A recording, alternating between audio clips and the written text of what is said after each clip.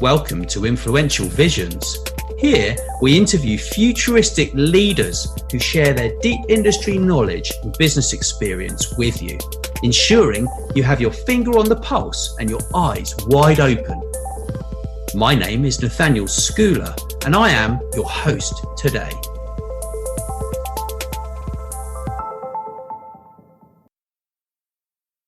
We are going to talk about cybersecurity for kids and how to keep your kids safe online. And this is really important. So I'm joined by Tyler Cohen, and she's a keynote speaker, former Defense Intelligence Agency cyber deputy chief, and previously the director of cyber risk management group at AT&T. And I always struggle, so I have to cheat with my notes over there on my other screen. But you're co-hosting this, obviously, with your experience in cybersecurity. I'm quite honoured to have you co-host this. And we are also joined by David Clarke, who's founder of the GDPR Technology Group on LinkedIn. He's a data protection cybersecurity expert from over in the UK, and we both have experience with our kids online, and it's really not easy. Really, it's crazy, right? It's a real challenge. Absolutely. Yeah. It really is. Well, first off, thanks for having me, Nat. It's an honor to be here, and David, I'm really looking forward to chatting with you about this really important topic. Thanks, Tyler. So why don't we kick it off? Just talking about how children nowadays, they're spending more and more time online, especially with COVID-19. But the bad news is that predators are also spending more time online, and they're targeting children through various social media, gaming, or other apps that may use private messaging. So what can a parent do to have a better idea of what their kids are doing online? Yeah, and I think there's another layer on that. A lot of the gaming and social media companies have kind of reduced the staff they have on monitoring their games and the groups and as you say, the contact and the content and the communication. So the kind of stakes have got a lot higher. It's a tough challenge, because probably one of the biggest things is, from my own kind of personal experience, how do you even restrict the amount of time a young child can spend on the internet? Keeping it even at that level is really difficult.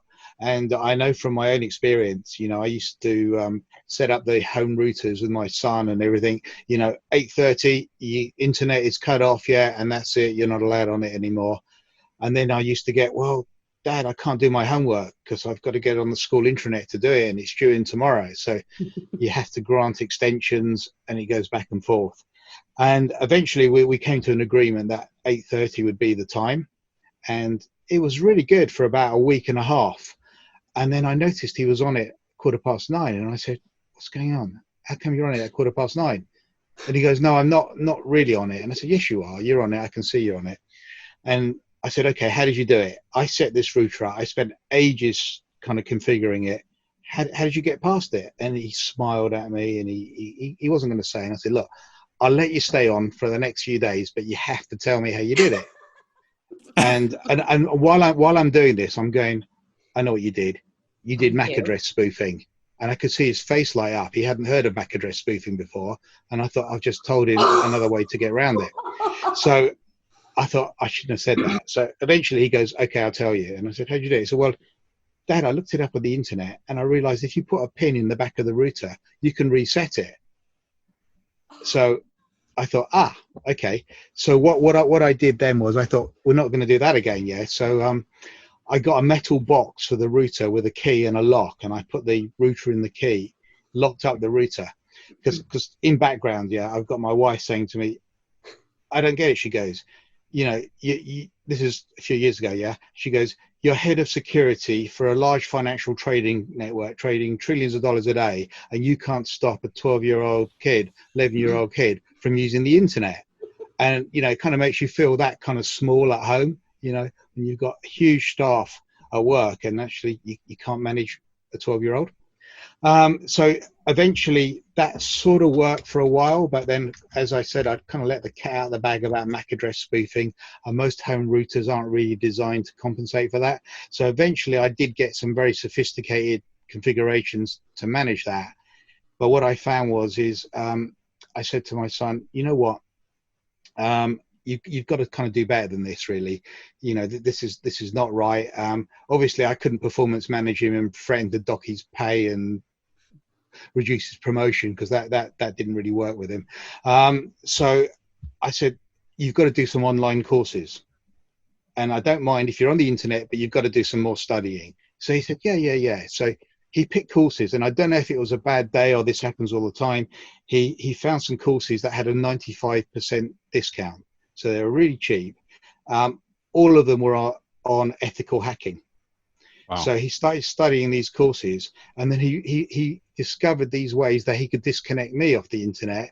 There's easy ways to do it. You don't even have to be on the internet to do it. If you're on the same network, it takes about 3 minutes.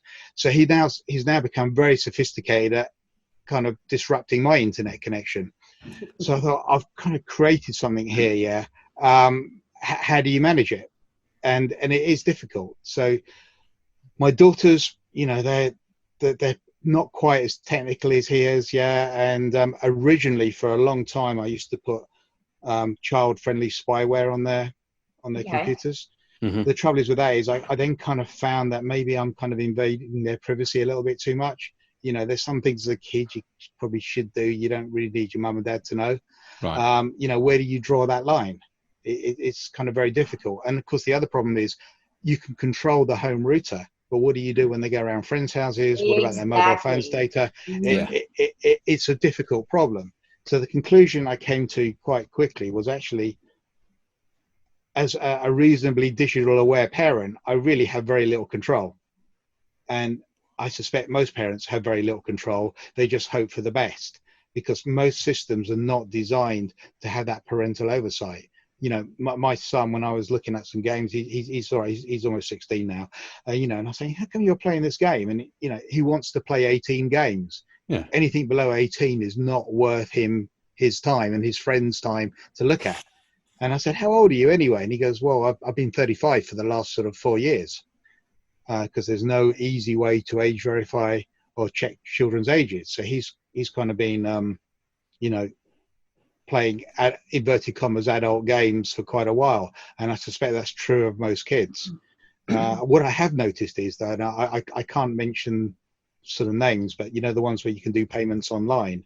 He had a payments online account for a long time, and they wanted to verify his identity. This is about 3 years ago, yeah, and he put a picture of a shark up there, and they verified him, and his account was fine. So for quite a while, he could do sort of payments online. And eventually they caught up with him and banned his account and suspended everything.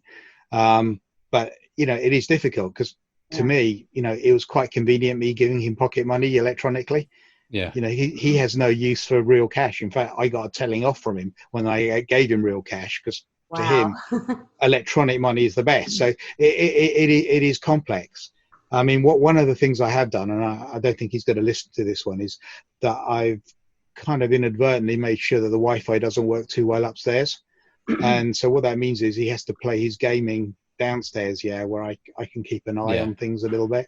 Yeah. And especially in these times, COVID, you know, I'm around obviously a lot more day and night, and you can pick up what's going on a lot easier. But it's a lot more difficult when kids are out and about, because one of the things, should they have a Facebook account or a social media account when they're under 13? And I thought about that for a long time, and then I thought, you know what? If I don't help them set it up, they will set their own account out whether I'm there or not. Yeah. Sooner or later, they will do it around a friend's house or whatever, and then I won't have any visibility of this at all. So I kind of figured it was better for me to be on their side and help them set stuff up safely to at least point them in the right direction.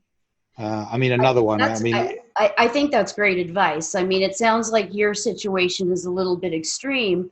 That your child was that into cybersecurity, but I think you hit on such an important point, because most parents, this is not, they think that learning cybersecurity to protect their kids is something that's overwhelming, but it doesn't have to be. There are things that they can do, like sitting with their child and saying and going through, online boundaries, what is safe to post, talking to them about passwords, and really being their ally. So I think that what you're doing is great.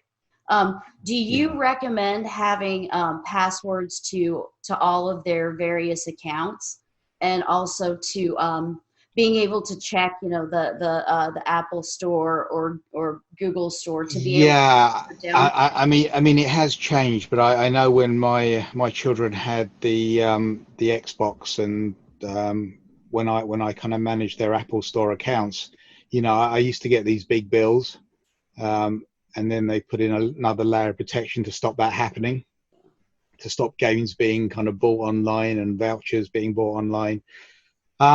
It is kind of possible to keep that, but it's, after a while, what I did one time, I bought this child-friendly router, and I thought, we will have information security top of the agenda at home. Everybody had their own user account. Everyone had their own ID and password. I could say for my daughters, you can't do these type of sites. You can't go to gambling sites or whatever. Yeah. Super. And I thought, great, I've kind of cracked it. I'm like, yeah. And of course, it took my son almost 2 days to figure out if he borrowed his elder sister's account, he got more privileges. Yeah. And even better, borrowed my wife's account. And of course, she had the key to the kingdom. And, it's quite difficult. It's not a corporate environment, and I couldn't really explain to them they're breaking the house information security policy and acceptable use policy, because it wasn't going down well. So although it was a great idea, this router with the password, it really did sort of work too well in reality. And of course, there's plenty of apps, a lot of the TV broadcasting apps, everyone has a separate account, but actually, does it really make a lot of difference? Everybody knows the child password. It's very, very difficult to kind of manage and maintain and keep peace in the household. Because what normally happened is somebody needs to use the internet from school. I'm traveling. I'm not at home. It's my fault they're not getting their homework done. I'm Mr. Unpopular. So suddenly, playing with the internet, you can become the outcast in the family, and there's a lot of internal pressure, or why have you done all of this? So to get that balance right. I mean, another example, I saw one of my kids, they had a WhatsApp group at school, and it had loads of kids on it. And I was talking to one of my children about it, and it had a picture on the user group name. It had a man lying in the sand face down with no clothes on. So I said, hey, I'm not happy with this. I said, I better go to the school and sort it out. Yeah. And then I got kind of told, well, if you go to the school, all the other kids will know it's you, and they'll be the outcast at school. So do you want your kid kind of peer punished? Okay, so it was serious, but was it that serious? So it's like, where do you draw the line that this is kind of acceptable? Because obviously WhatsApp groups, for example, all the chat groups, are very difficult to kind of manage unless there's some higher level way of doing it. And then I asked them, I said, how do you know on this group here that you haven't got some kind of strange person trying to talk to you and talk inappropriate things? And interestingly, the answer I got back, and this is from all three of my children, they've actually said that there's almost like an unwritten law among a lot of kids that they try to make sure they know who's on the group. And if they're not on the group, they will communally get together and just kick them out. Right. And I'm not saying this is true of all kids, but it seems to be that sometimes they're a bit more clued up than you give them credit for. That, if this is a stranger on the group, what's he doing there?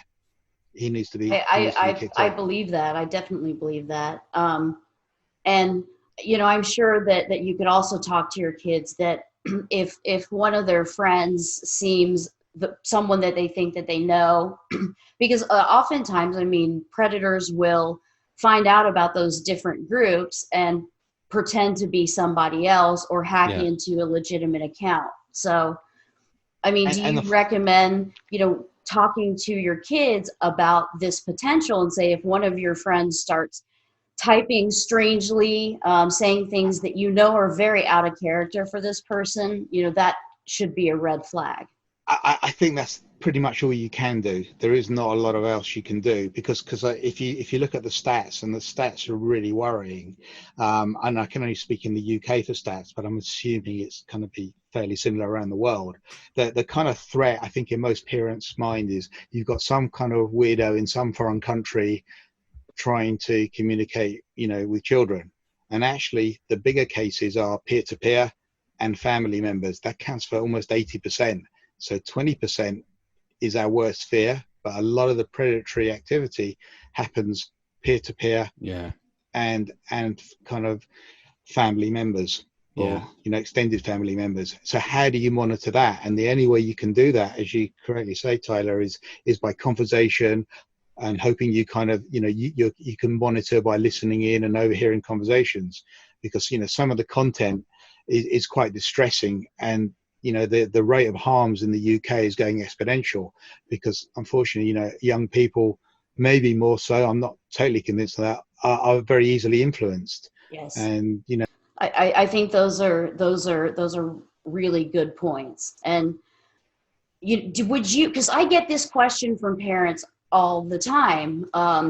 They ask, there's a lot of tools that kids use that I'm just not familiar with, like WeChat, Snapchat, Viber, GroupMe, TikTok, Discord, Vault, or other apps that are used to hide pictures or messages. Would you advise that they sit with their kids and go through the child's phone with them, saying, what does this app do? What does this app do? As you want to be involved?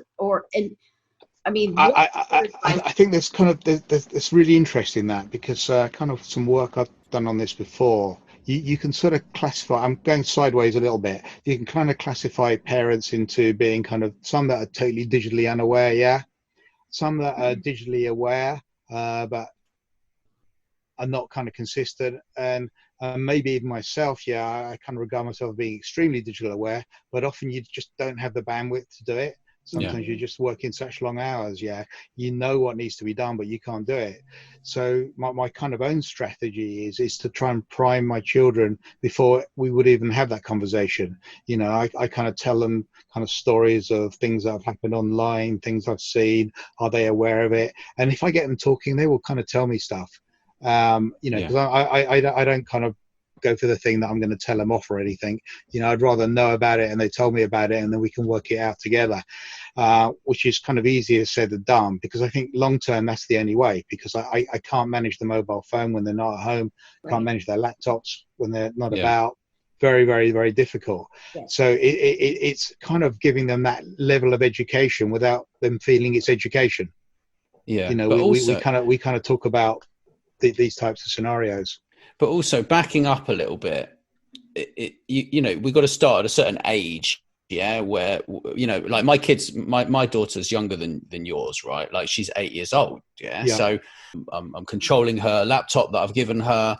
We've had some tantrums. I've shut off the internet at certain times. I've restricted the usage. I mean, you've been through it all. What it's like. It's tough. So I've taken that route, but I'm monitoring that remotely, because I don't unfortunately live with their mother anymore. So I have to remotely manage this. And the stuff that happens. I mean, the other day I said, "Okay, Maya, so I need you to do this." So she switched off her camera, right? So I had to remotely enable her camera. Well, We're on an 8-year-old's machine, right? With no assistance, just her and me. And it was quite funny, actually.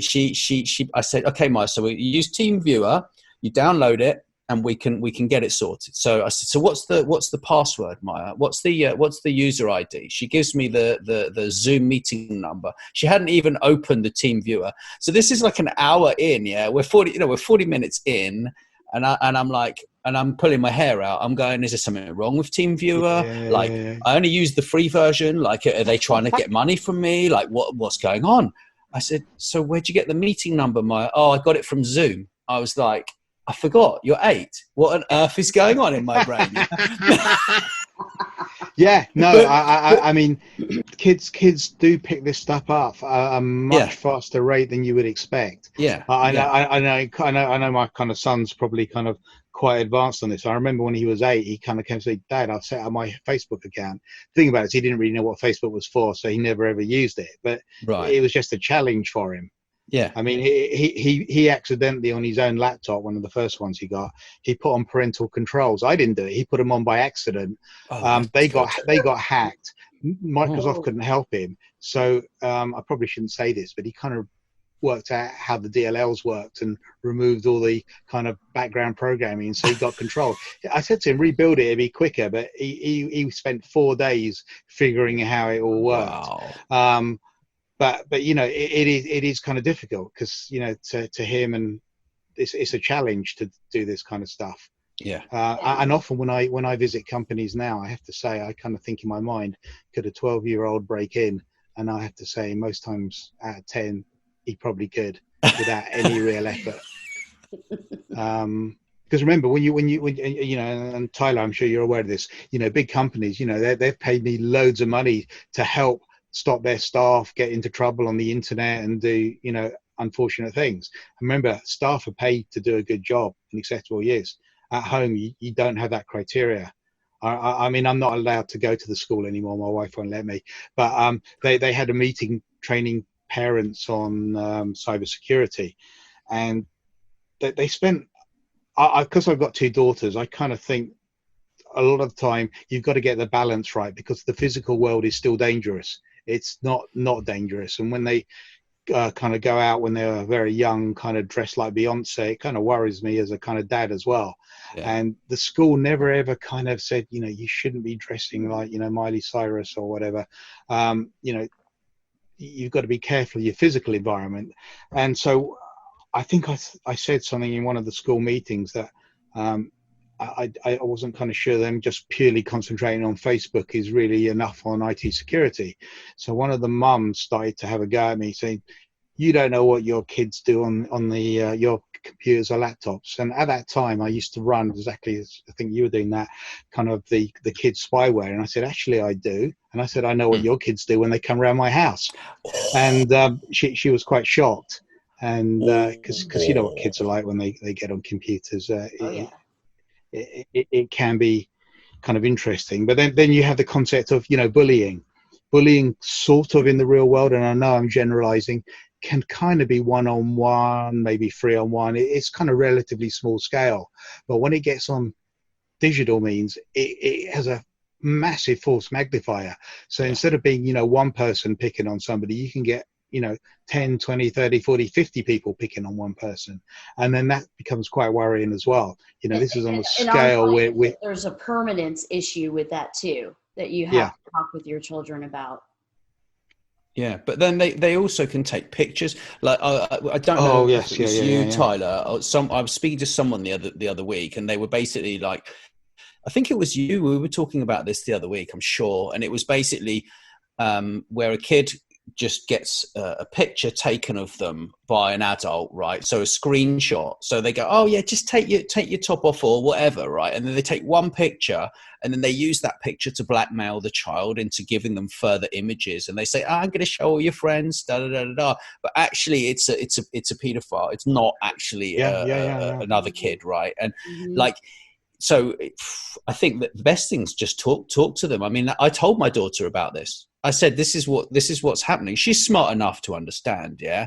And I said, "Look, you know, I want you to be safe online. I'm not just putting this program on here." She hates what we're using it for. And whilst every feature doesn't work, I think it's actually a pretty good tool. It's 15 quid a year for the kids' protection. But the problem is you can't really do a good job of using it on Apple. I don't think it works too well with Apple, with older devices. So then you have to go, "Oh, okay." So then you have to put a pin in, and you have to restrict things from the actual device level or instead of from a remote level, you have to go in and do it on the device. And it's like, so you have to learn each device and each piece of software that they have, right? And what potential risks there are. And you're totally right, both of you, about messaging apps, you know, and even TikTok and stuff. I mean, my ex-wife, she's doing a great job of looking after TikTok, because the TikTok account's private. She only accepts people she knows. And on my TikTok account, I don't answer any messages I don't respond to any messages. I only have a TikTok account for her to use with me. Yeah. Mm-hmm. So yeah, I can use the videos, but I make sure that if the video is used, that there's no picture of her face. No one can see her face, yeah, on the internet, right? At all. So that way she can't be actually targeted from that's really good. Really right. good. So that's the most important thing I do. And I don't want to respond to any messages on TikTok because I don't want to get involved with talking to any kids online. I don't care whose kids they are. I don't speak to them face to face. Why? I don't care if it's my daughter's cousin. I'm not going to message a 10-year-old. That's just weird, right? Like, absolutely. Even if they send me a message, which then comes down to, you know, in the physical world, if we put our kids into a playground, you know, most playgrounds normally have a, you know, kind of rules, don't they? You know, only kids under a certain height or under a certain age are allowed to play in there. And it's fairly obvious as a parent if there's a kind of 45-year-old bloke kind of playing on the swings or whatever. It's very easy to see. So effectively, being the parent in the playground, you're able to do the alerting and monitoring very, very easily. When it's in digital world, it's very hard to do the monitoring, let alone the alerting. You know, because many of these things are not really designed for that type of monitoring or alerting, which is probably where most things have got to go. Because even if you have age-appropriate design, there could still be issues that, you know, you wouldn't put a young kid alone in the playground. So why would you put them alone in a digital environment? You know, there needs to be that level. That's such a good point that both of you guys made. And that's, you know, really having a conversation. And when children are younger, I think it's much easier because you can sit with them and set things up, and it's an easier conversation to have. And you guys are both right. There are a lot of great monitoring tools out there, and maybe they're not perfect, but taking kind of an onion level approach, saying, well, you know, if I do this, and, you know, also kind of coming up with some checklists for your kids on what to do if, you know, they're being bullied, or what to do if they think someone is not who they say they are. Things like looking at exit data or other types of red flags that might be there. But no, that's really good point. Conversation's easier with a young kid. So most parents are not as cyber savvy as you guys. And I just think about, it's almost impossible to keep up with everything.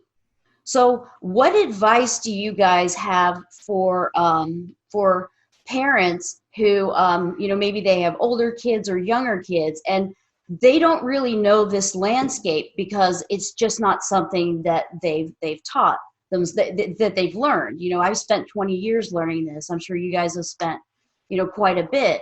So what are some things that they can do to help them become more comfortable with what their kids are doing online and who they're talking to? Well, before David delivers his amazing information, because I know it will be groundbreaking, right? Yes. I really didn't know anything about cybersecurity for children until when was this? Probably a few months ago, yeah. Because you know, I wasn't really involved too much, yeah. And so I actually just made an effort to, as soon as I was like involved, I made an effort to learn. And it was like, well, you know, I think you can learn anything you want. I think that if you really take the time, you Google, you can find out anything you want about this stuff. If you type into Google, you know, how do I secure my child online, right? On an Apple device, on a Google Chromebook, or whatever device it is, you can find ways to at least help them to secure themselves. But this isn't just I'm going to help. This is a conversation between you and the kid as well. You have to involve them, include them in the risks, and tell them what on earth could happen. My daughter, her friends laugh at Jean, yeah? And her friends' parents have no idea, right? Like, I think they even laugh. But the fact is that they need to take this. Think they know. They need to take this seriously, because they don't have a clue what their kids are doing online. They don't know what messaging they're getting. They don't know what apps they're using. Every application is a risk. Every single communication channel, every social media channel is another messaging app. Even Zoom is a messaging app. Yeah. Yeah. Absolutely. I can't wait to hear what David's. Yeah, I mean, what can you do as a parent to I think that, feel more comfortable with what they're doing? Are there like 3 things that they can do easily aside from? And I agree with you, Nat, 100% that no longer can we not really understand at least the basics of cybersecurity, because it impacts every single aspect of our lives. So that's something that as parents, we can take the time to do. But what would you recommend, for them to do now? The kind of easiest things, if they can do it, is when you get the mobile phones, try and get a low data tariff, which kind of means that your child gets used to connecting to the home Wi-Fi whenever they can. Okay. So then you've got a bit of a control over that. Some of the ISPs do have a switch that you can put in a family safety option, which helps. It's not the be all and end all by any means, but it's definitely, better than leaving it as it is. If you can kind of get secure DNS set up on their equipment, because then it's very unobtrusive. It's changing the DNS to go to a secure DNS server. There's a lot of free ones out there that will prevent a lot of nasty sites, not everything, but it's just another lower level, which is unobtrusive, and if some of the spyware doesn't work or whatever, that helps. And the thing that I also do is I try and have preemptive conversations. So I will kind of tell my kids about a scenario, because what will happen is something bad will happen and they'll think they're the only person this has ever happened to, and you can't win. So I kind of tell them stories about, people that have had these problems and how they overcame them. So when they do get them, and luckily I haven't kind of seen too much of this, is that they will then come to me and say, that story you kind of told me where this guy was getting bullied by 100 people on WhatsApp and this is what he did. So I've kind of hopefully preempted any of their kind of fears that you won't understand it. I'm the only person in the world, that this has ever happened to. And by kind of getting that level of subtle education without mandating it, because mandating unfortunately doesn't kind of really work. And as you said, Nat, 8, 9, 10, kind of there's only a little bit of peer pressure. Once they get their first mobile phone, when they go to secondary school, because they might get left outside the school for some strange reason, never happens, but there's always this fear that your child may not be picked up from school. They need a phone. You've got less and less control. The older they get, the less and less control. So it's kind of working more on the subtle influence until eventually, hopefully, there's a lot of work being done in the UK that actually parents will have control, because at the moment they can only act in an advisory role. And that's really tough because, I was telling you this story earlier, if you take the top 30 platforms, what can a parent do to influence any decision on there? Very, very little. Maybe a couple of a few bits and pieces, but not many. And that's a real challenge. And also kind of keeping your eyes and ears open. Most parents, I don't know what it is. You kind of get eyes in the back of your head and a ninth sense you never even knew you had. You sometimes can pick up when things are not quite right. You can hear conversations on the phone, even a snippet of it doesn't kind of sound right. Tone of the voice is wrong. And then maybe that's a kind of warning that something's not quite right. Very, very difficult for parents. There are kind of tech solutions. They work to some extent, but they're very difficult to kind of rely on and maintain and keep going at this moment in time. I know some that appear to work. I know parents who restrict everything on their kids to the nth degree. And I full well know from kind of other sources like my children, those kids are bypassing everything. You've still got to do the education bit, and you've still got to keep your eyes open. You've still got to have 9 eyes in the back of your head and have that kind of feeling. Because, as you were saying earlier, it's very easy to kind of get that manipulation. What is it? Frequency of contact, the type of content that's going on, all can be very, very dangerous. Yeah. I think also giving them an education of how to manage communications is very helpful. I mean, because sometimes my daughter, like, we'll be having a Zoom conversation and she gets a load of messages from her friends. Yeah. And I'm like, no, Maya, you need to make them aware that you're busy working. And then they get angry because because she's busy, and then there's this emotional thing, and then there's the everyone's angry because no one talks to anyone, and then this one shouts at this one, and blah blah blah. But the point is, it's like, look, you need to just say to them, let's arrange a time to call. Let's arrange this. Yeah. You wouldn't, I hate my phone ringing when or whatever, if I'm busy. I hate it. Like, I'm like, what's my phone ringing for? Yeah. And that's the same mentality I've got with channels as well. Like, if people are bugging you, it just gets really annoying, and then it eats into your time, doesn't it? And that's what's important. They still need time to have fun and do what they want. Right. Well, it's the kind of digital overload in the physical world. If Absolutely. kids went out playing in the park, they'd kind of get tired, they'd be hungry or whatever. When it comes to the digital, it's on 24/7. And how do you kind of get people away from that, especially children? Have a break from permanently being online and getting that dopamine effect. Very, very kind of difficult to manage, because us as adults, we're probably the worst example most of the time. We're kind of running multiple business interests, managing our social media, and it's incessant. Actually, you just brought up a great point.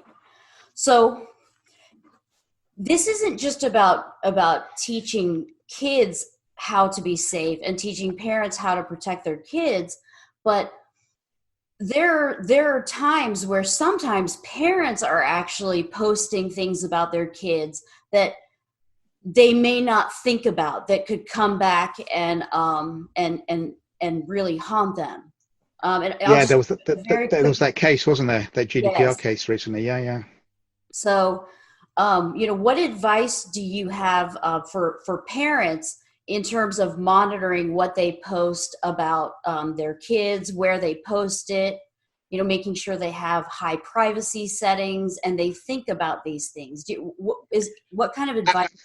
Absolutely. And I think exactly what you said, it's difficult to kind of control that information. And there's a social media platform, and I was doing some testing on my phone, and I used a VPN from a foreign country.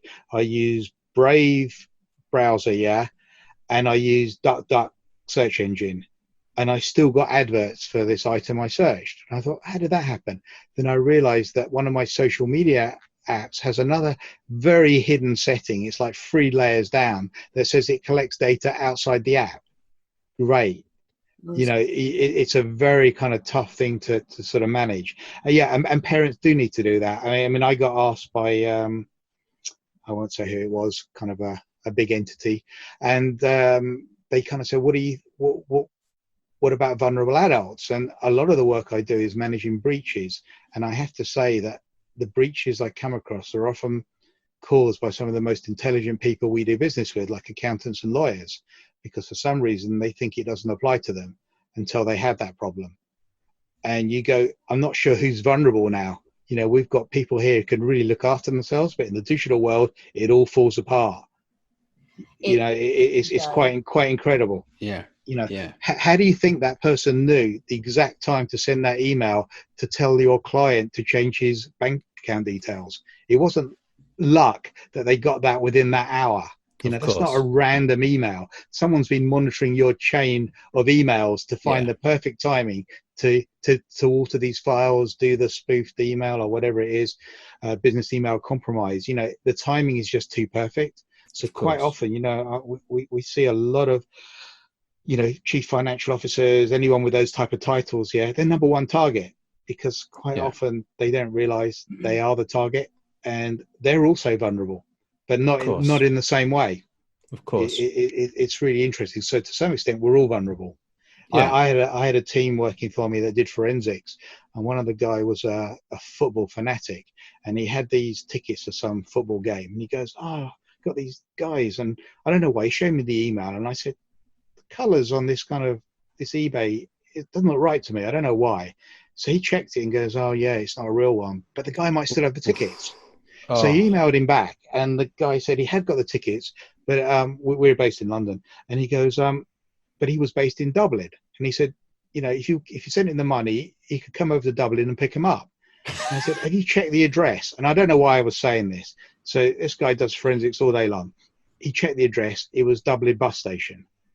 And he goes, you know what? I could meet him at the bus station. I said, no, you're being scammed. But because his emotions were so tied up that he could get this football ticket, he was overlooking all the logic and all the rationality. So, you know, it can happen to all of us, and that's the challenge. That's, you know, we all need looking after. Yeah, it's a good point. But I think also, you know, if you're letting your kids use Google, you can set them up an account on Google. You need to know the password. You set up the account to go to your account for the password reset. So if you know if it's been reset, that's make sure they have a good password.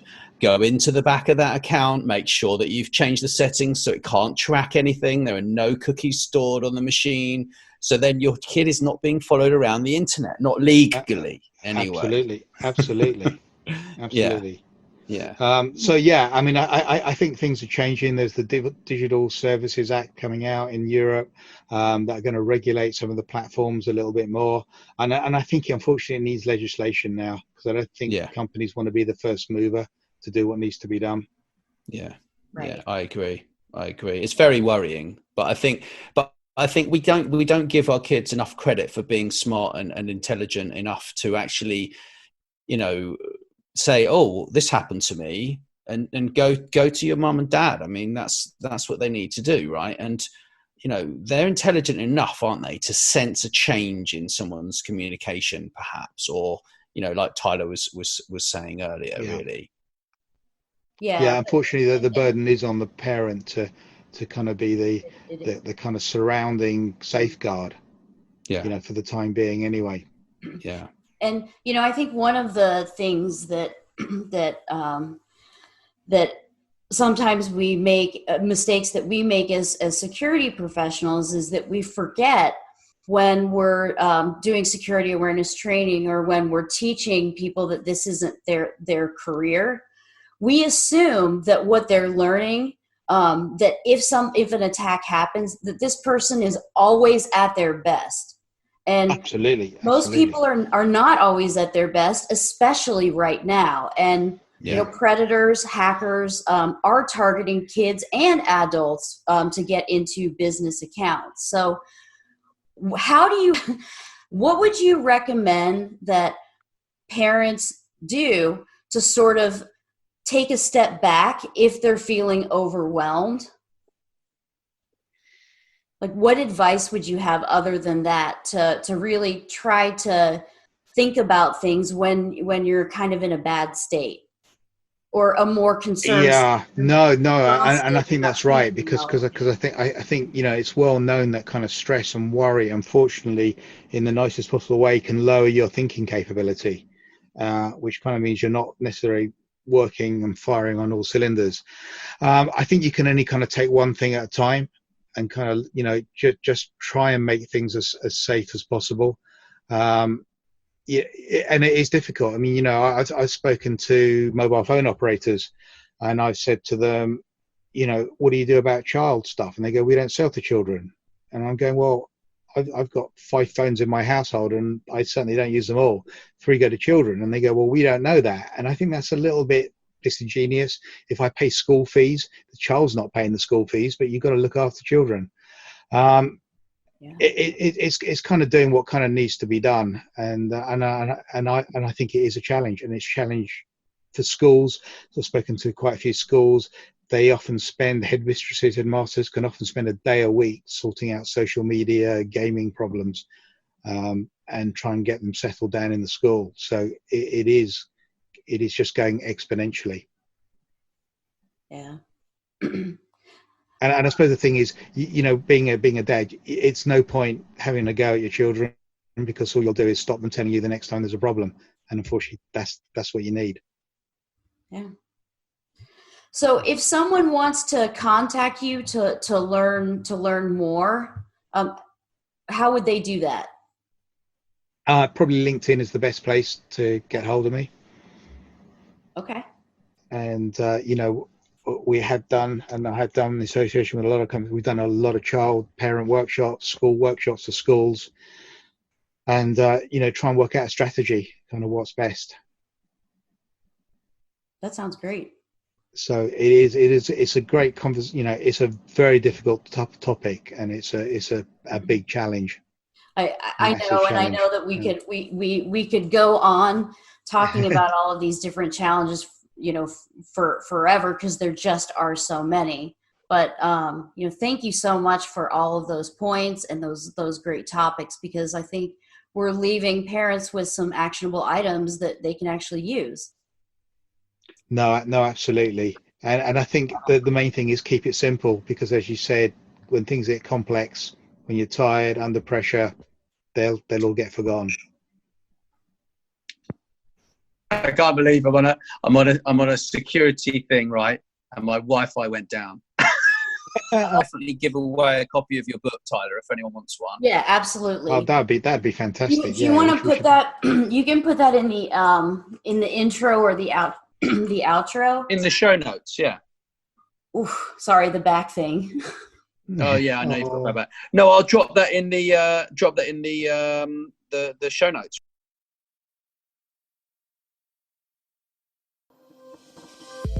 Thanks for listening. Please make sure you share this episode with your friends and business connections too. And don't forget to drop us a review wherever you listen. Thank you.